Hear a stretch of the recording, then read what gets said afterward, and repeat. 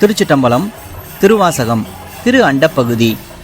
கண்ணர் கணிதேர் களிறு என கடைமுறை என்னையும் இருப்பது ஆக்கினன் எண்ணில் கருணை வான்தேன் கலக்க அருளோடு பரா அமுது ஆக்கினன் பிரம்மன் மாலரியா பெற்றியோனே. இதன் பொருள், கடைசியில் அவர் என்னை இனிப்பு கரும்பு தின்னும் யானை போல ஆக்கினார். அவர் தனது கருணை தேனை தனது அருளுடன் கலந்து எனக்கு அருளினார். என்னை தேவர்களின் உணவாக மாற்றினார். திருமாலோ அல்லது பிரம்மனோ யாராலும் கண்டுபிடிக்க முடியாதவர் அவர். திருச்சிட்டம்பலம்.